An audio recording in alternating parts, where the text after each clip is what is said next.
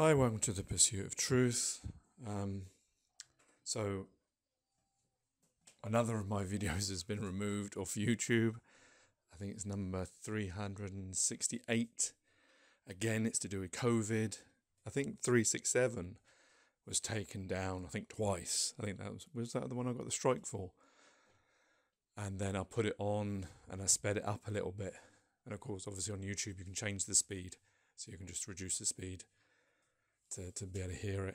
Not that, I don't know, like my autism sort of, or I believe it's to do with autism. I don't know, I haven't actually been officially diagnosed, but whenever they remove it off, it makes me feel like it's incomplete and I should just delete the whole lot. Because I'd rather, there be none than one missing. Because I'm thinking about all those people. But then, I mean, there's no one's listening to them anyway, so it doesn't really matter. But to me it does. So I probably will try and put it on again. Maybe I'll try speeding up. This time, like they did like about a few months ago, they tried to remove one of them. I don't know if it's the same one. And I did the appeal process and let me write something. And they then accepted that and put it back. But this time, when I did it, they didn't allow me to write anything. So it sort of changes. But it's always the COVID ones that seem to be the ones that they dislike the most. Everything else I'm saying they've got no problem with, just these COVID ones. And I don't know why they would be worried about these COVID ones. It's finished now. And they keep putting usually it's like the hate thing they tried to put. I think there was a 9/11 one they removed, isn't it? They tried to get me under that just by me just speculating about an event and talking about what I've seen basically usually on YouTube. So I don't really know. This one, it was medical misinformation. And I know, I talk about things, but I always make it quite clear that, I'm not a doctor, I'm not advising, this is not me endorsing or anything like that. This is just me. I think it was to do with this video that someone sent me talking about COVID, and I was just talking about that. Stella somebody or other. They obviously seem to want to eradicate that from anyone's memory. I mean, I don't even remember it, but it was just me talking about that, a video I'd seen, and talking about it and questioning it, So it's like, and funnily enough, it's called something like, it might have been me actually talking about the previous video that was removed by YouTube, and I think it's something like thought crime or something is the part of the title. I think it's COVID-19 thought crime, and that's really weird that they should then remove that one. And it does seem to be that it's impossible for you to have a thought. I wasn't sort of saying, don't go and take COVID-19 jabs or this, that and the other. I took them myself. My family took them. I didn't tell anyone not to take them. That's your choice. That's not YouTube's choice. That's no one's choice but yours. It's your body. And if you want to put it in you, that's up to you. It wasn't a mandatory thing. Well, that was if you're in certain jobs. But it's just like, it's ironic that they've removed one that's got thought crime on it. And it does seem to be like we're living in Orwell's 1984, that you're not allowed to question things, talk about it. I'm pretty sure if I play it back, I won't find any medical misinformation. Like I never found any hatred in the ones that they tried to claim that on me. And it's really upsetting because I hear other YouTubers and, I do hear sometimes where they talk about medical things and they come down hard on it, even though they don't have maybe medical degrees or any kind of way to back up those points. I never do that. I always try to make it clear this is just my opinion and I err on caution, because I can't make a claim because I have no medical background to be able to know certain things. I can postulate about statistics and stuff like that, but not about, this medicine or that medicine, etc. So it's ironic that they're trying to land that one on me. I mean, I'm going to listen back to it and I will put it back on. It's 368. It's possibly on the Facebook Pursuit of Truth page. If it was removed before, I don't know. I did start putting them all on there, but I don't know what number I got up to. But it is on the other. What's the other? I can't remember the name of the site. There's another site where I put my videos. Anything that goes on YouTube, it gets copied onto this other place. I can't remember what his name now is. Odyssey or something like that. LBRY. Yeah, LBRY. I think their new name is Odyssey. So it should still be on there. So if you want to watch it, it's 368. And then you can tell me whether you think that I gave anyone any medical misinformation. I just wish they gave me the chance to write something rather than just, appeal. And they appealed. They went through the decision in like 20 minutes. So that means basically no one looked at it again. They just didn't accept it.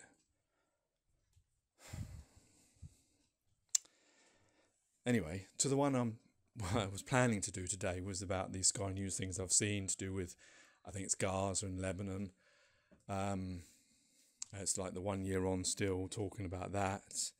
And there was this case of this girl who in January, I think she's 5-year-old, she got, I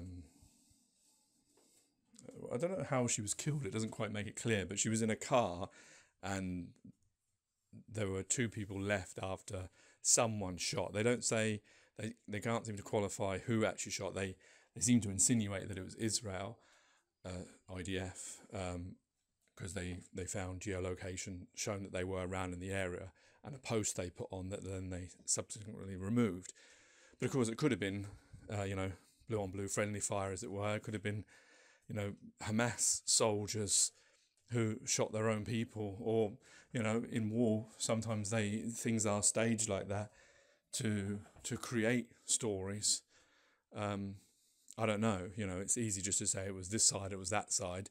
The Sky did a really good investigation about it. It's a shame they couldn't look at the bullet sizes or the bullet cases and say that, well, these bullets belong to this side or that side. So that, I'm surprised they didn't do that because they went into so much other detail. So I don't know. Maybe that's not conclusive. I don't know. But, maybe it's possible that the driver of the car was a Hamas terrorist and he was driving his family away. And, of course, putting them in danger by doing so. But, of course, that doesn't mean that it's licensed to kill everyone. I mean, the thing is, like, if they killed their target, if he was, Hamas terrorist, and that was his family, they could have then just taken his family and, given them to whoever they have to give them to under international law. So there's no reason to kill, innocent people, children. And there's this distressing phone call that she makes. And then there's a few others when they're talking about, I don't know if I've actually got it, but they were talking, I don't know if it was the UN, although the UN, it seems to be a strange thing, because I know Israel keeps talking about the UN or UNRWA, which is part of the UN. I think it's the Palestinian part inside, that they may have Hamas people working in there, whether that's infiltration or whether that's accepted, that they're, because I don't know, that's possible because it works inside there. But 2 UN peacekeepers were killed. That's caused a furore, and Joe Biden's made it clear that shouldn't be happening. Don't do that. And France and 2 other European countries also. I don't know what the UK said about it. Always they say things after the fact, but it's always like when it's their people. Suddenly it's like, well, you killed 2 Westerners. That's very naughty of you. But what about all the thousands of people that are being killed all the time in, whether it's Lebanon or whether it's Palestine?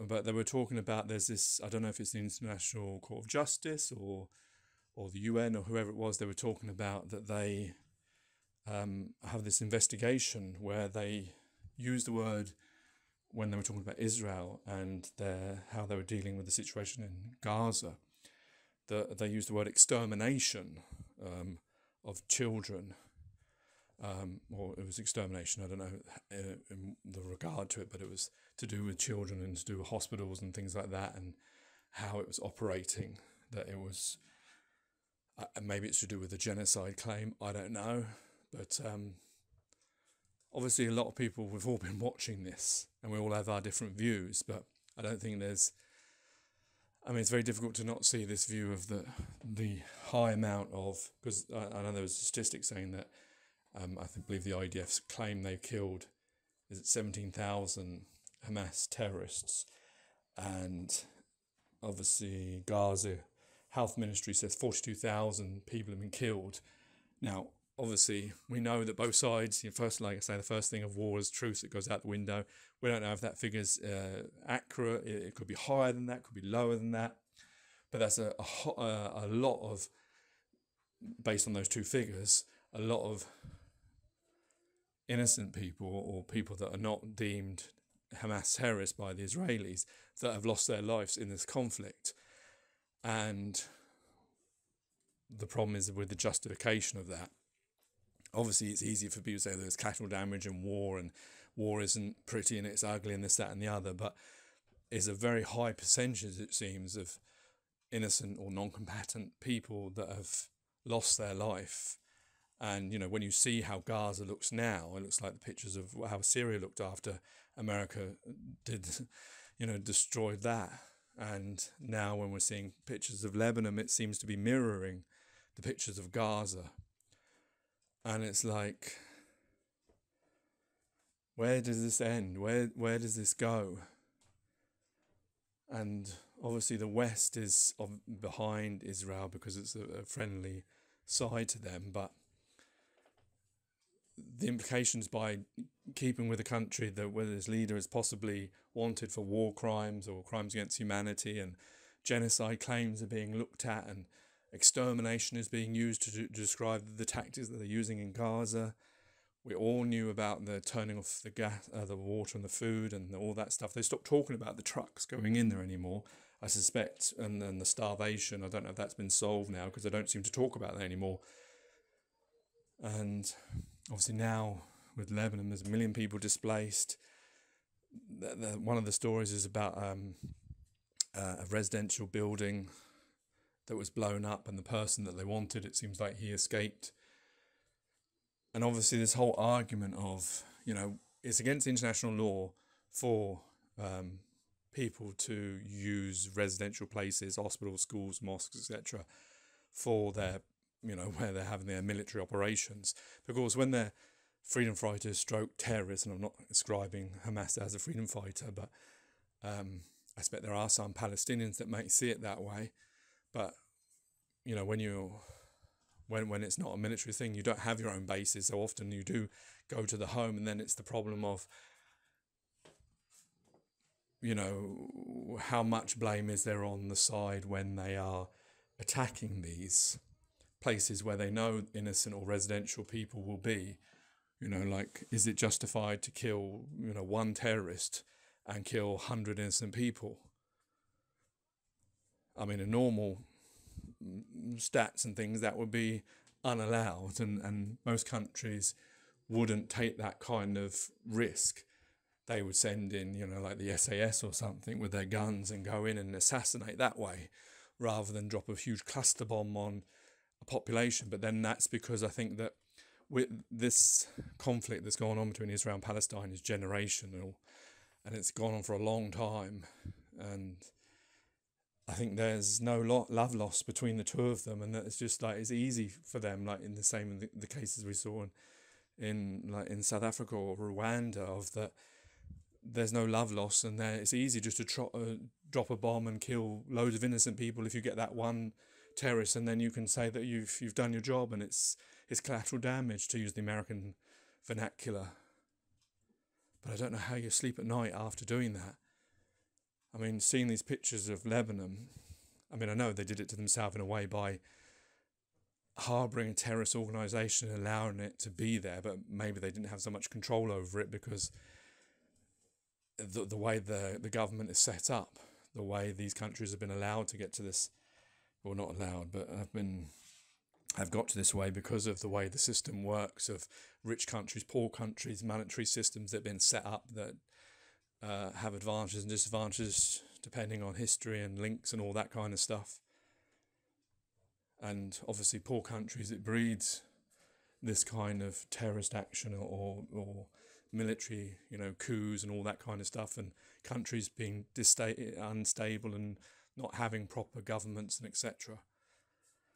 But as I echoed in I think the last Pursuit of Truth, look at this situation, look at how this is doing. It's not beneficial to humanity or to any of us.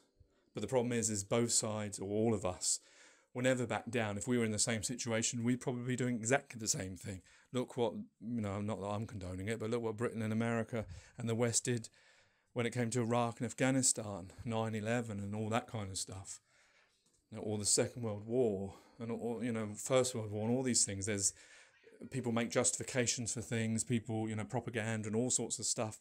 Look at Ukraine and Russia.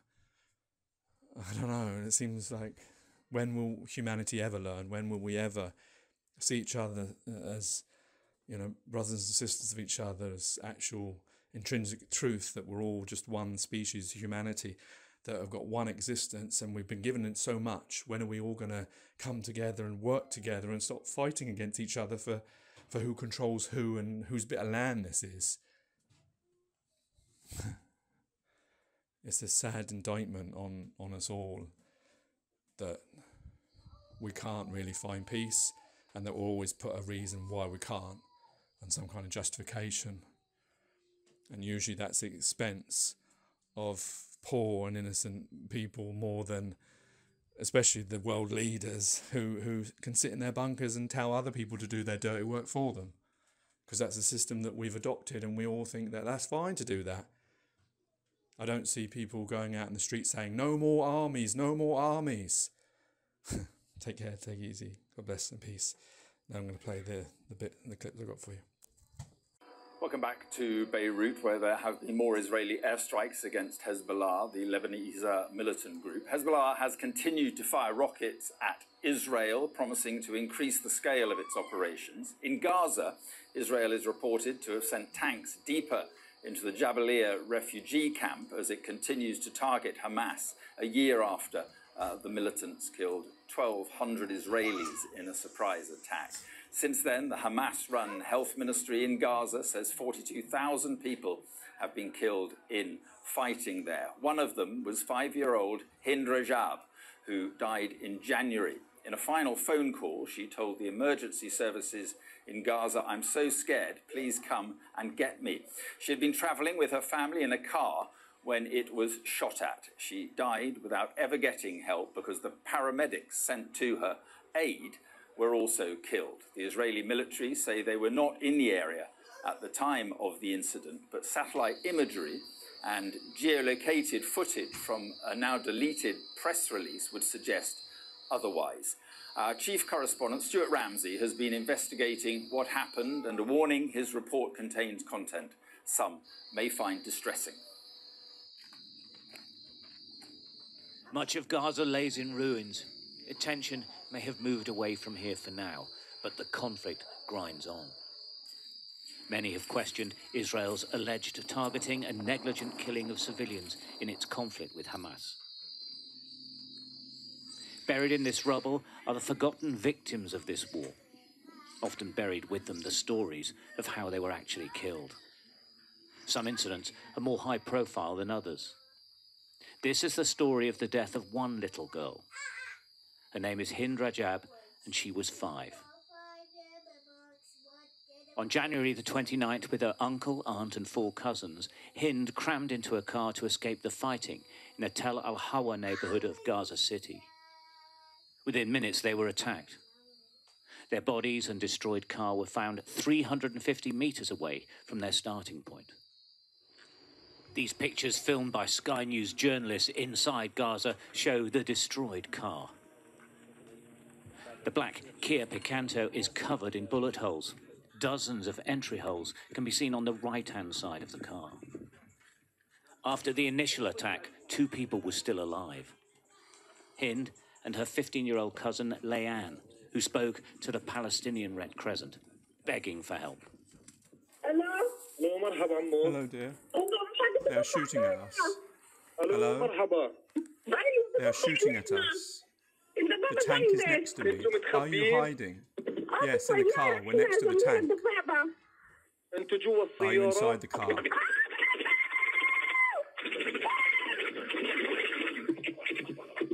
Hello? Hello? With the phone line dead, the Red Crescent rang back. Hind answered. She was now alone in the car. The other family members all killed.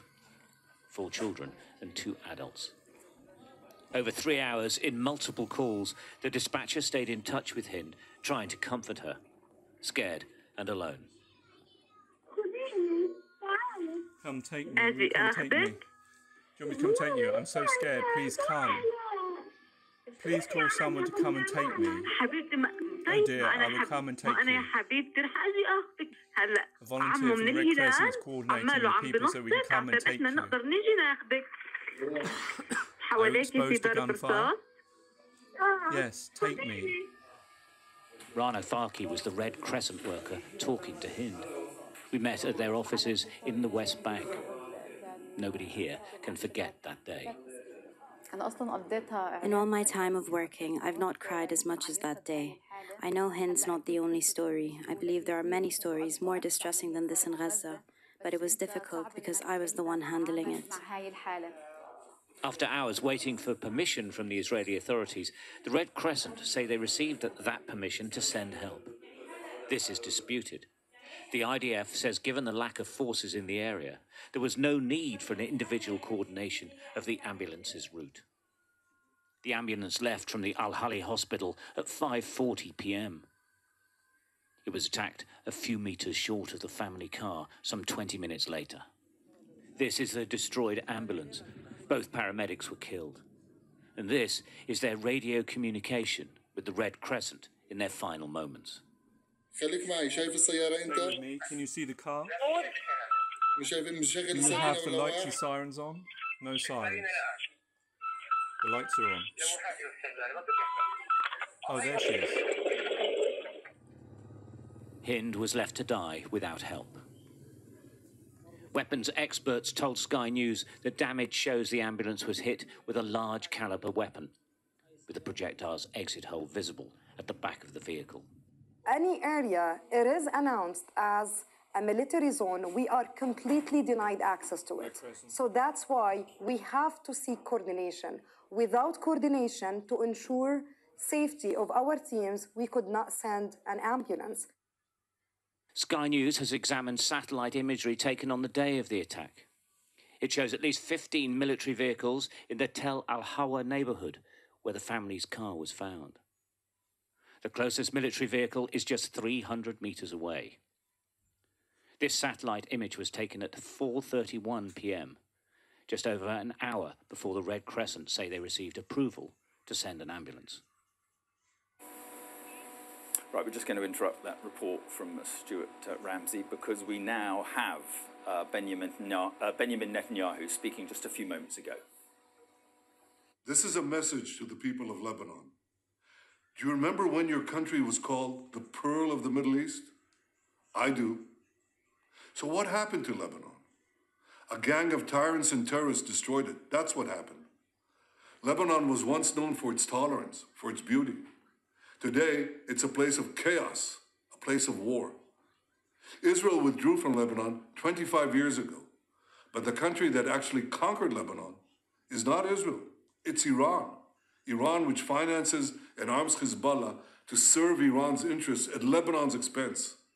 Hezbollah has turned Lebanon into a stockpile of ammunition and weapons and a forward Iranian military base. Just one day after the October 7th massacre a year ago, Hezbollah joined the war against Israel. It launched an unprovoked attack on our cities and on our citizens.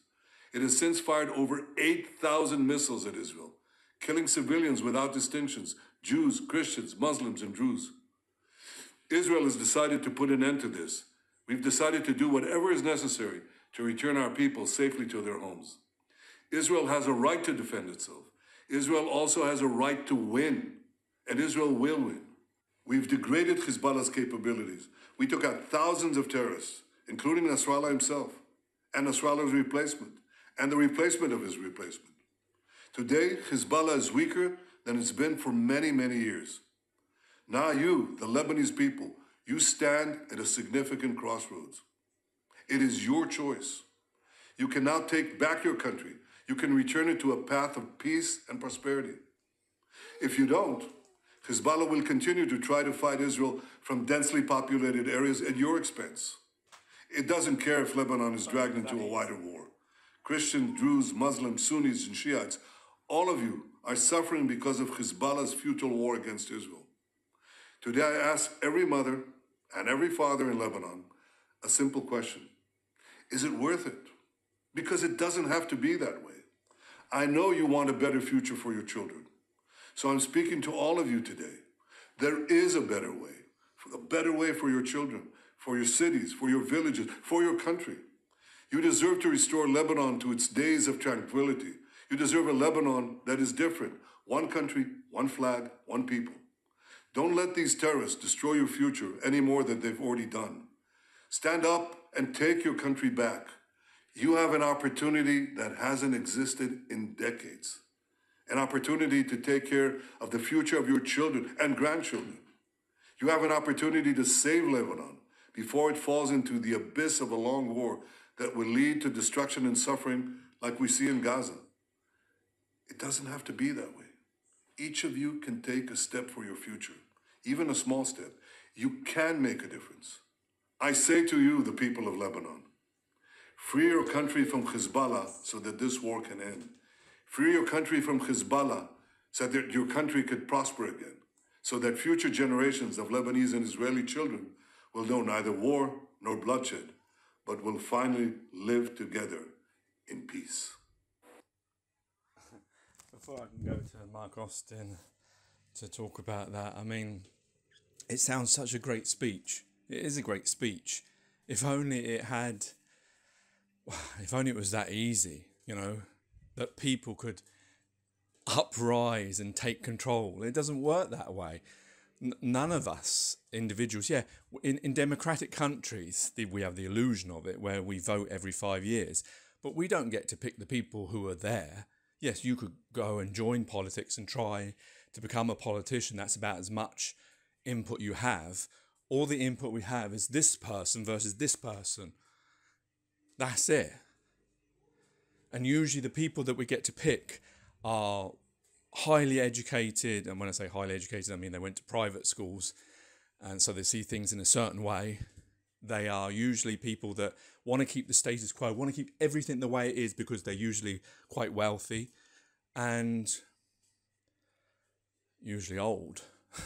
So they're of that generation that isn't going to change things, is going to keep everything exactly the way it is, but tweak little small things and not change anything really. And the difference between them is very, very, very small, really.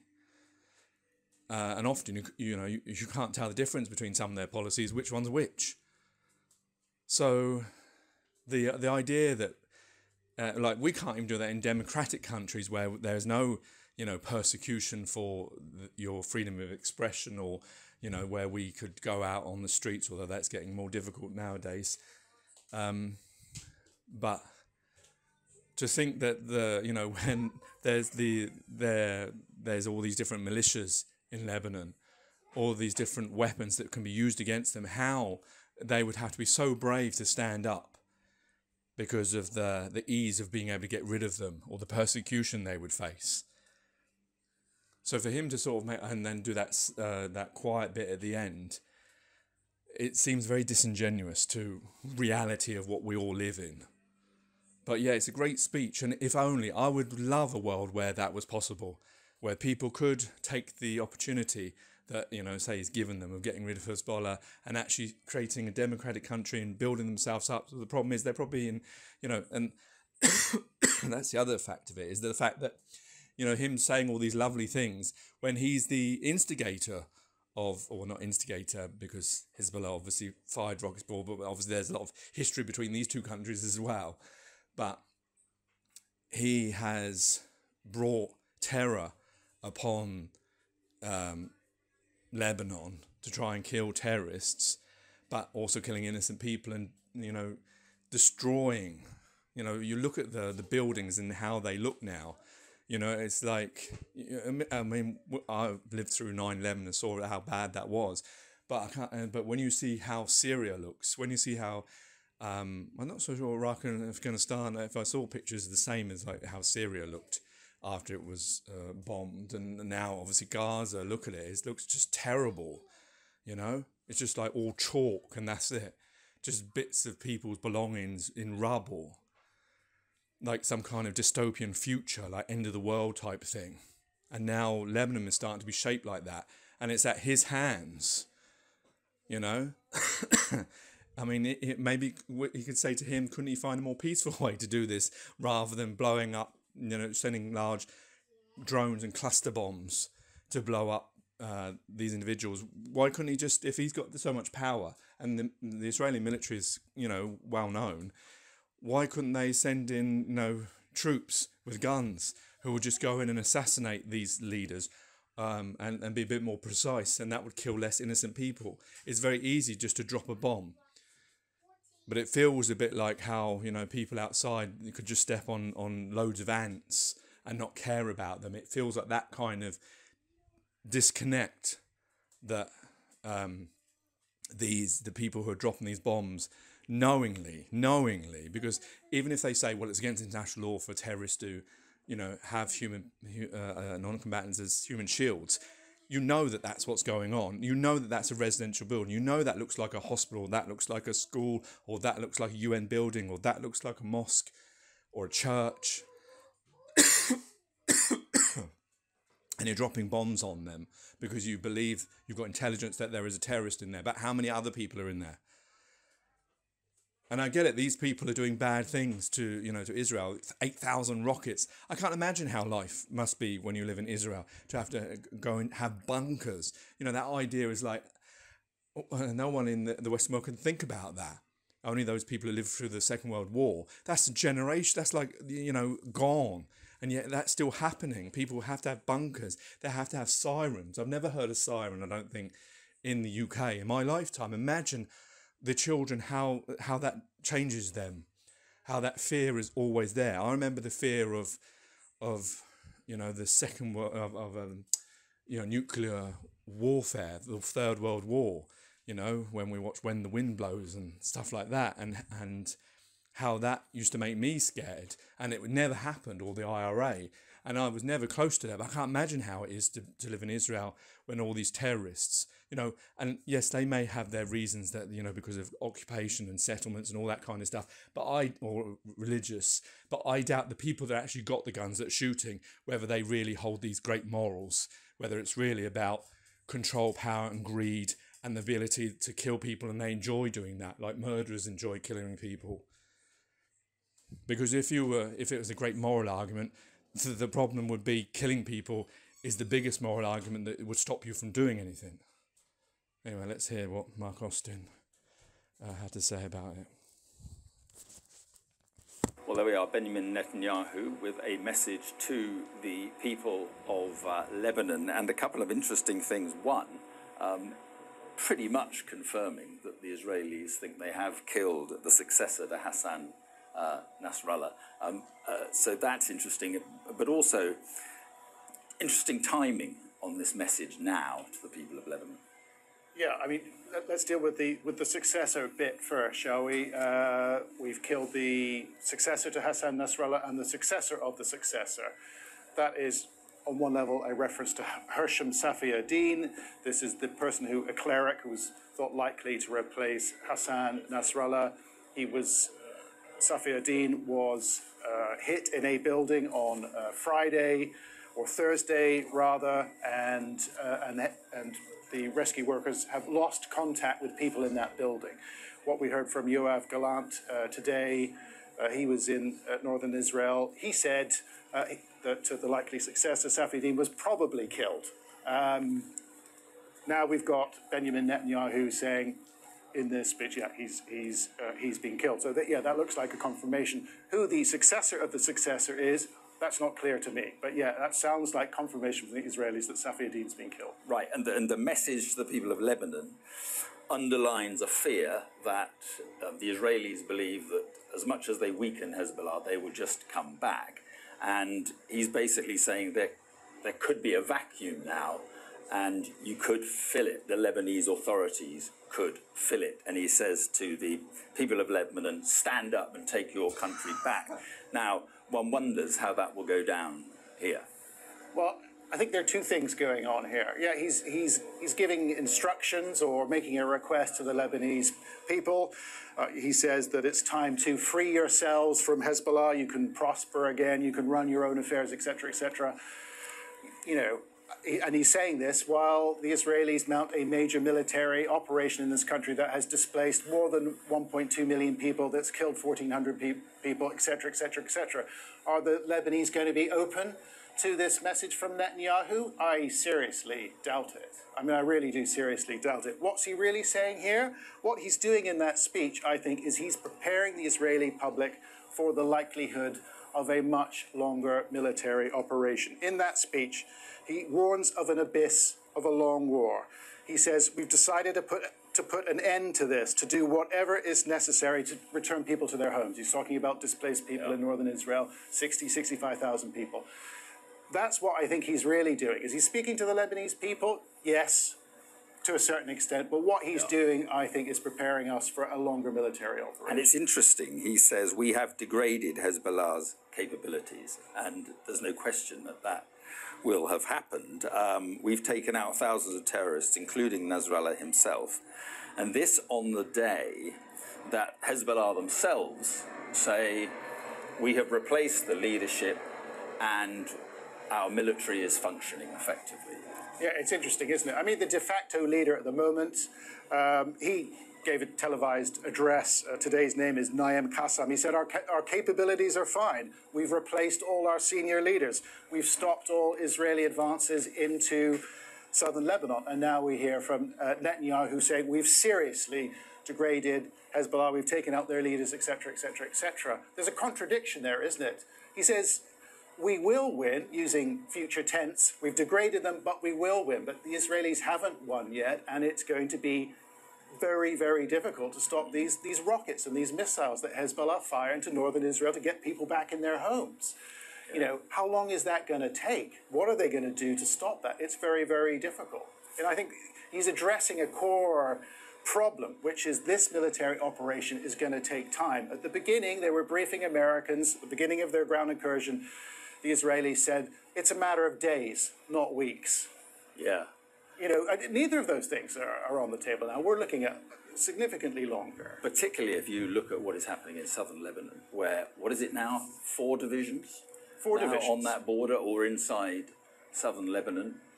Estimates of 15,000 troops inside southern Lebanon. This was a limited, we were told, incursion. It's beginning to look like a much more substantial ground offensive. 4 divisions, maybe 15,000, it's very difficult to know, but we're talking about a significant number of troops. Add in the fact that they have served all these evacuation orders, over 100 towns and villages in southern Lebanon, where residents have been told to get out. Not just get out, go 60 kilometers north of the Awali River.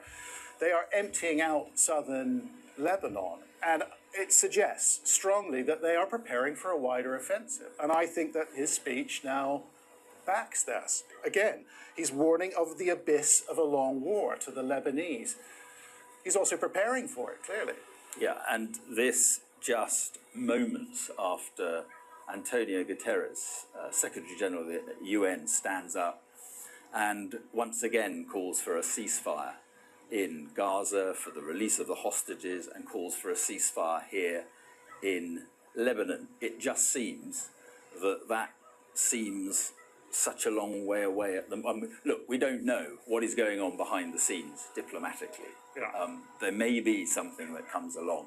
It just doesn't really look like it at the moment. Well, you've got to get the Israelis to agree, right? And Netanyahu, for one, has shown absolutely no inclination to be dragged into a negotiation on a ceasefire deal. That's just the reality of things. If you want to talk to Lebanese people, if you want to know what they are going to say, they're going to tell you they're exhausted. They're tired. They're tired of war. It's been going on here for a year. This country has been dragged into this war by Hezbollah. It began on October 8th, but people just want it to stop. They want it to end. And if you talk to Lebanese ministers, as you have, they are desperate for a ceasefire, anything that stops it, that gets a temporary break or a permanent break. But that's not the military posture that we've seen from Hezbollah or the Israelis. That's not the I don't think that's the mood music from this speech either. No, I mean, and the UN also talking today about this spiral of doom that descended upon Gaza, and saying that there's a danger, the fear. This is UN aid workers saying this, the fear that that same thing could happen here in Lebanon. You've been here, what, 2 or 3 weeks now, and you've just watched this humanitarian crisis grow. Yeah, I mean, it's extraordinary. We're talking about more than 1.2 million people who've been forced out of their homes in a very short period of time, Mark. This has happened really quickly. This massive movement of people, they've tried to find places to live in Beirut, in the center. You've got parts of Beirut now that are being hit by the Israelis. It feels to a lot of people in this country that there's nowhere safe to go. There is nowhere to take refuge from the bombardment. So there's a lot of despair here. People are tired and exhausted. They just want it to end. Yeah, John, thanks very much indeed. So what are we talking about? We're talking about a message to the Lebanese people by the Israeli Prime Minister in the last few minutes, basically saying that Israel has weakened Hezbollah. He said that Hezbollah is serving Iran. More violent as the invasion force pushes into southern Lebanon. Some of the pictures that we have seen, satellite imagery of villages that have pretty much been razed to the ground, and some of the pictures of the clashes between Hezbollah and Israel show very, very intense fighting and very intense bombardment. Now, rescue workers trying to reach people who are stuck in those places, we know have been hit. In one of the villages, 5 rescue workers, according to the Lebanese state, were killed in those strikes. And in the middle of all of this as well, we have UNIFIL. Now, UNIFIL is the UN peacekeeping force. It originally came to southern Lebanon in 1978 after the first Israeli invasion. That was after they invaded after what was known as the Coastal Road massacre. They came in trying to get the Palestinian militants. UNIFIL went in, and then the force was expanded. It was enlarged after 2006, after the first war with Hezbollah. About 10,500 soldiers involved. They say over the last few days, their positions have been hit by Israel. In the latest salvo, 2 soldiers were injured. Not seriously, we're told, but they are in hospital. But, you know, this is a very serious situation. The UN points out that this is a grave violation of international law if it is a deliberate act targeting UN positions. Now, we have had a statement from the Israelis. They are now saying, this is their UN envoy, and their recommendation is that UNIFIL relocate and move 3 miles north of where those positions are, which I think probably indicates that they're going to move in faster and harder over the next few days. Okay, Alex, thanks very much indeed. Well, also today, a UN inquiry has accused Israel of crimes against humanity amounting to extermination in Gaza by deliberately destroying its healthcare system. A statement released ahead of a full report said that children in particular have suffered from what it called relentless and deliberate attacks on medical workers and facilities in Gaza. It comes as at least 28 people died in an Israeli airstrike on a school in central Gaza. The Israeli military says it carried out what it called a precise strike on terrorists in the city of Deir al-Balah, where over 1 million people have taken shelter after more than a year of war. Meanwhile, Israel's Security Cabinet will convene this evening, or is convening this evening, where it is expected to discuss a military response to Iran. Our Middle East correspondent, Alistair Bunkle, has the latest now from Jerusalem. There's been feeling and speculation for more than a week now that the Israelis would do something imminently, and a lot of rumour about, but so far they haven't done so. I'm told by sources close to the Prime Minister's office that to some extent the cabinet meeting tonight is routine, in so much they have been meeting regularly throughout the last year as the war in Gaza, now the war in Lebanon, and tensions with Iran are very, very high. But I do think, obviously, with the prospect of an Israeli retaliation to Iran on the table, and the Israelis being very clear that that is what they're going to do and they're going to hit Iran hard, then clearly it is going to be a topic of conversation around that cabinet meeting tonight, and it is possible that Netanyahu might ask for the cabinet to vote in one way or another, either vote to give him and perhaps the Defence Minister Yoav Gallant the freedom to take decisions that they feel are necessary, or perhaps they might ask the cabinet to vote actually on a plan that is on the table. We'll have to wait and see what the readout is. But yeah, as I say, a lot of speculation, because the longer that it goes on and no attack from the Israelis has happened, you feel that at some point it must be carried out. But no word from the Israeli government at the moment as to when that's going to happen. They are obviously keeping the Iranians guessing. I think there is probably an American hand in this as well. The Americans have been trying to bring Israel sort of down a bit, make sure that they don't go all out and hit the nuclear facilities in Iran, for example. Biden and Netanyahu spoke in the last couple of days. So it's about bringing it all together, and I guess choosing the right time, choosing the right targets, and Israel hoping that the message it sends in those attacks whenever they come is a message that Iran needs to back off. Alistair Bunkle there speaking to me in the last hour. Well, as the Israeli Security Cabinet begins its meeting this evening, former Prime Minister Naftali Bennett has told Yalda Hakim that all options should be on the table for its retaliation against Iran, including targeting the country's supreme leader.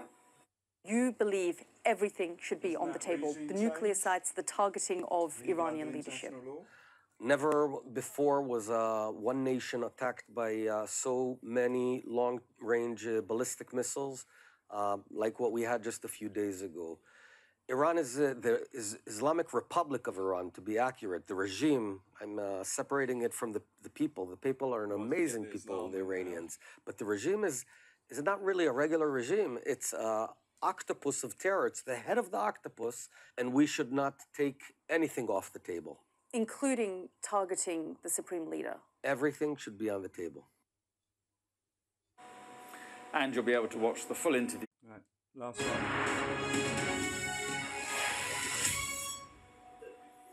Good evening from Beirut, where people here in the centre of the capital are frightened and fleeing following a deadly strike on a residential area. People are packing their bags and heading for safety after an Israeli strike, it's believed was meant to target a Hezbollah commander, killed 22 people in an area that's not a Hezbollah stronghold. Lebanon's health ministry says now more than 2,000 people have been killed in Israeli attacks on the country, including 127 children and 261 women. Last night, 22 people were killed and dozens left injured after Israeli airstrikes hit a densely packed residential neighborhood in the heart of the capital here. Israel says it is targeting Hezbollah fighters, but the areas that came under attack are outside the group's stronghold in the southern suburbs of the capital, and an area where many had fled to in hope of safety. Hezbollah's Al-Manar television and Israeli media said the strikes aimed to kill Wafiq Safa, a top security official, but reports at the moment suggest he's survived. Our international correspondent Alex Rossi reports now from the site of the strike. The Israeli airstrikes came without warning, smashing into apartment blocks in central Beirut. Rescue workers urge people to get back, as other buildings may be about to collapse. This area was packed with people at the time. The Habush family make their way across the rubble with their suitcases covered in dust, their home destroyed. They still cannot believe what's happened. I was coming back home and I saw the strike in front of me. Everything was collapsing. She was with our children inside. We took them and ran away. There was fire all over the place and I couldn't handle it. I saw people dying in front of me. There were dead bodies and the rescuers were moving them on stretchers in front of us. My kids saw this. Everyone in this area is frightened. fearful of when there will be another strike. This was a safe area, but it's not safe anymore. It's all civilians and displaced people who ran away from the war, but the war came after them. It is reported a Hezbollah leader was the target, but people here say this was just an ordinary residential area. There is a lot of panic and nervousness here. We can hear an Israeli drone above us. It is pretty much constant, and where we're standing, this was one of the residential buildings that was struck by the Israeli airstrike. You can see search and rescue teams. They're still looking for people trapped underneath the rubble, but the chance of finding any survivors is remote. But people are really, really worried because until now, this area was considered to be relatively safe. The number of dead is expected to rise further. On the walls of the broken homes still hang family portraits. So much has been destroyed here, lives wrecked by a war that shows no sign of ending. More than 1 million Lebanese have now been displaced by this conflict. People are exhausted and they do not know where to turn. Alex Rossi, Sky News, Beirut.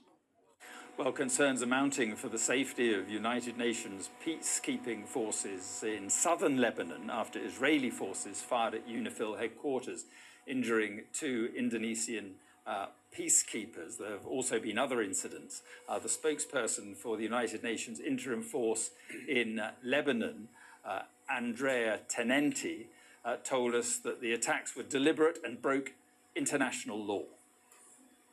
Yesterday, for at least one attack that we mentioned, it was deliberate against our position and against our cameras. But also the other attacks were pretty precise. So this is important also to remind the parties of their responsibility to an obligation to respect the security and safety of our troops. Even the Secretary General yesterday was very vocal. This is also a violations of international humanitarian laws, attacking peacekeepers in a peacekeeping operations, and our role, of course, is very challenging right now. Andrea Tenenti there. Well, Alex Rossi is with me here, and judging from what happened here overnight, it is an expansion of Israeli attacks, at least. Yeah, it is a significant escalation. It was reported that they were targeting a senior Hezbollah leader. It shows that they are keeping up their campaign of trying to decapitate or continue to decapitate Hezbollah, the group. They've taken out Hassan Nasrallah, but they're keeping going, which of course saps morale. But Hezbollah, Mark, they remain absolutely defiant. We've heard from one of their spokespeople today saying that they will keep up firing rockets into Israel, and that the Israeli military on the border, as they try to come in, hasn't seen anything yet. You know, they are a guerrilla force. They were forged through guerrilla war, and they will carry on doing that. Now, in terms of the strike here, though, it seems that it's civilians really that have paid the price for that. We're looking at a picture, I should just tell you, of the guy that Wafiq Safar, who was being targeted. Yeah, this is Wafiq Safar. Hezbollah also say, and have confirmed to us, they say that he was not hurt or hit in the attack.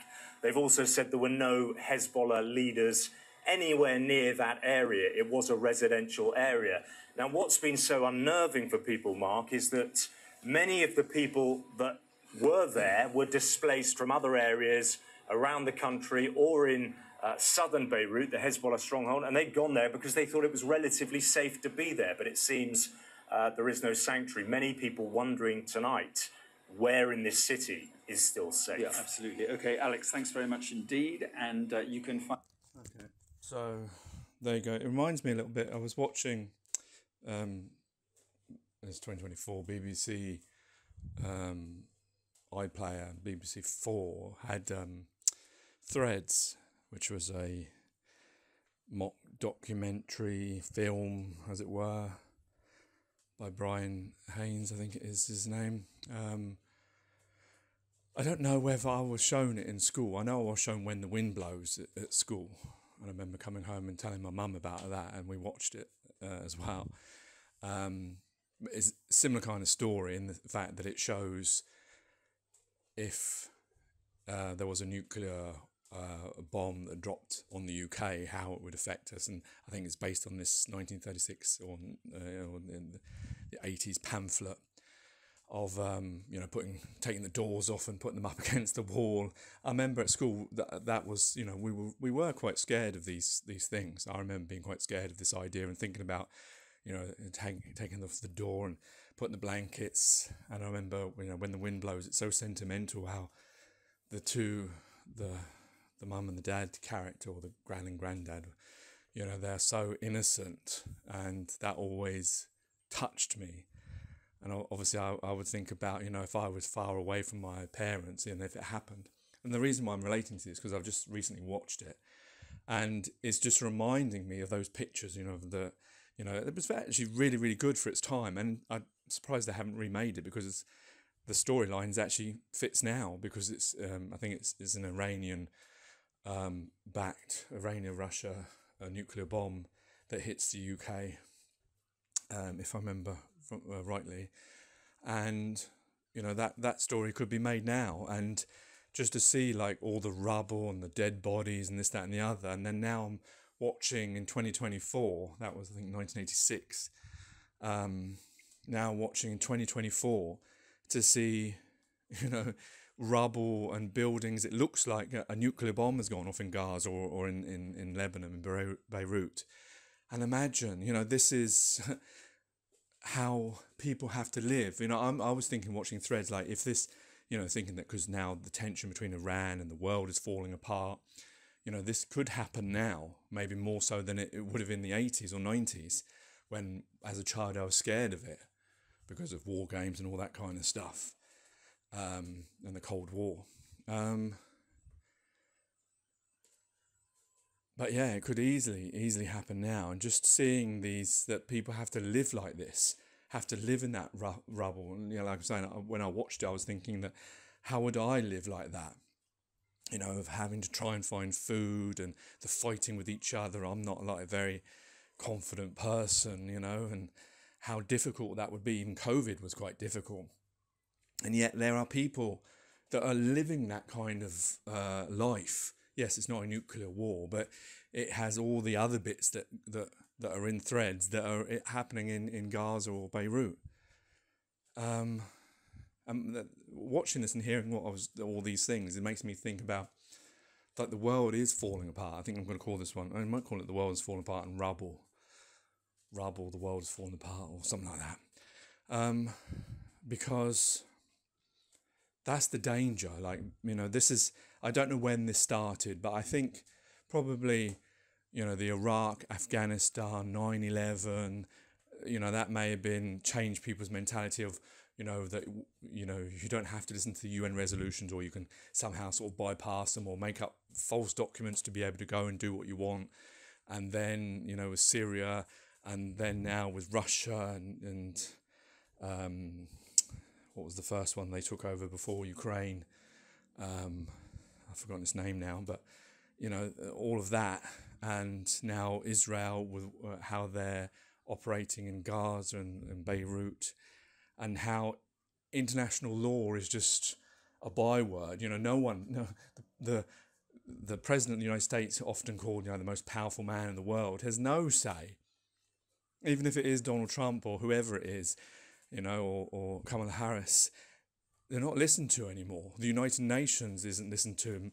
And all these organisations, where people in suits sit around talking and like voting in each other and all that kind of stuff, it's now not deterring people from committing war crimes.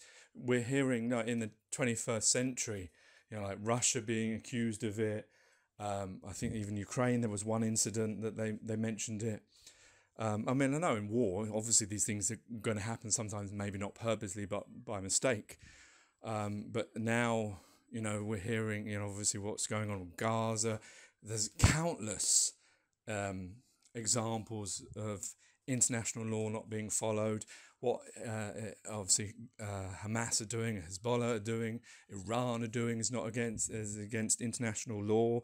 with, you know, using shielded people, the weapons they're firing into other people's sovereign countries, the invasion of sovereign countries, the idea of getting rid of leaders, which of course started with America when, well, probably not actually, because I believe that historically Britain and America used to assassinate, I think, wasn't it, Egypt's president, you know, that kind of thing. So, and obviously Saddam Hussein is meant to be against international law for regime change. And there you heard the Israeli ex-prime minister talking about that, you know, nothing should be off the table, including targeting. Well, not sure. Was it that it was Hezbollah? So it's not actually regime change because he's not in head of Iran, is it? I don't know actually. Maybe he is. Not that clued up on it, but still, it seems like that rule book is out the window now, and it's gone past that now, where, you know, the so-called good countries are also doing these things, and therefore it allows other countries, you know, the ones that the America and the West are always fearful of, China and North Korea and Iran, to do the things that they probably wouldn't have done before because they were scared of breaking international law, and, you know, and maybe also weakens the position of the Western countries who, you know, may take an opportunity to do things that they wouldn't have otherwise done because now everyone's doing it. It's like, you know, when you've got the rules and kids in the playground, when one stops following the rules, all of them, you know, it comes out all out. And that's my worry now, that we're in this situation now, this time now, where anything is possible. The threat, I think, of nuclear war and of conflicts and unnecessary people, innocent people dying, is at the highest possible time. And it is quite worrying to see all this, that there isn't anyone who can sort of rail, is that the right word? People in and sort of tell them, you know, stop. You know, you're not allowed to do that. That's against international law. What's going to happen? They're all going to go to The Hague. My goodness, if everyone who committed war crimes, you know, including Tony Blair and George W. Bush and, you know, the head of Iran and Hezbollah and Hamas, and, you know, they're talking about a warrant for Netanyahu as well. If all these people ended up in what they should do is maybe do like a gladiator fight for them in The Hague. But and it'll probably take 20 years of wrangling, and they'll probably be dead before there's any judgment. And then even if there is any judgment, what does it mean? I don't know. It's just, I don't know what for humanity anymore. It seems it gets worse and worse. The longer you live, the worse you see that humanity isn't. You know, we pretend, you know, like that speech of Netanyahu, it's a very great speech.